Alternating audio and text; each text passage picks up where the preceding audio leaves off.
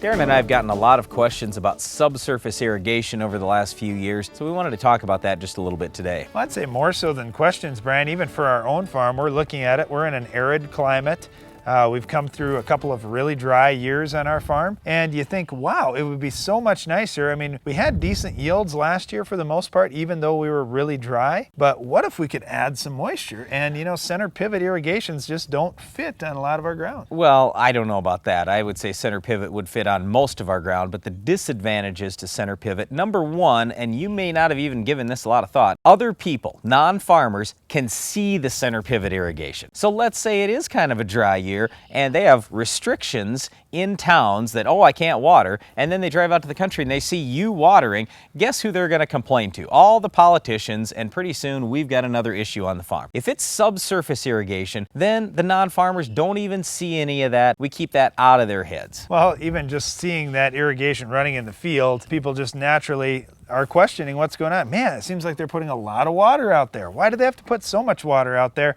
Yet they probably drive by the golf course and don't really question why they're watering that every day. Okay, so anyway, yes, center pivot could fit in a lot of fields, but it is nice when we can get into the corners with subsurface irrigation. The big disadvantage to subsurface irrigation is it's going to cost more money up front. However, we've got two different styles that we're looking at, even on our farm. We've got a little demonstration, so if you want to come to our summer field day, it's Thursday, July 24th. We invite you to come and take a look at this stuff that we've got going on here. Our two different styles are this. We've got subsurface drip tape set about every 60 inches roughly. We're in 30-inch rows, so basically every other row we've got subsurface drip tape. That's a pretty good way to go. You can usually get by with at least a third less water. I've talked to some farmers who've said half the water as center pivot irrigation because we don't have all that evaporation above ground. The other nice thing is you can run fertilizer through those lines too, just like you could through center pivot. Now the other style of subsurface irrigation we've got is watering through tile lines. So basically blocking our tile lines, filling them with water, and allowing that water to go out. It's going to require more water, probably almost as much as what center pivot irrigation would,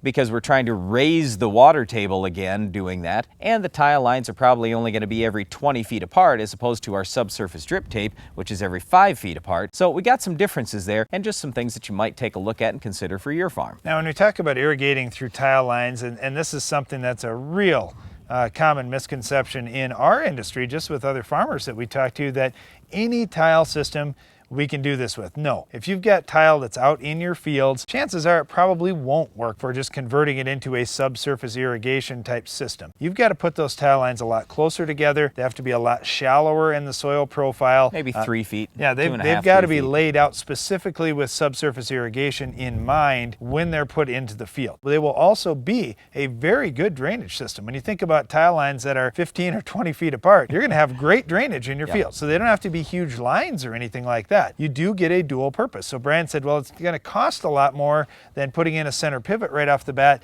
Well, kind of, but when you compare it to putting a center pivot out and pattern tiling your field, all of a sudden now the cost says, well, hey, this isn't such a bad investment. Plus, I don't have that center pivot above ground, so I'm not worried every time there's a big windstorm coming through that it's going to blow over my center pivot or anything like that. Everything's underground and protected, and it's going to last for a long, long time. Yeah, so we realize that center pivot is going to be cheap and simple and easy, and a lot of people are familiar with it. Well, just cheaper compared to these other methods. But when you take a look at the advantages to subsurface irrigation, you can understand why a lot of farmers are considering that for their operations. There's certainly a lot of positives to be able to add water to your field when you need to help your growing crop. Another thing that can help your crop is controlling our weed 100%. We'll show you how to do that coming up next.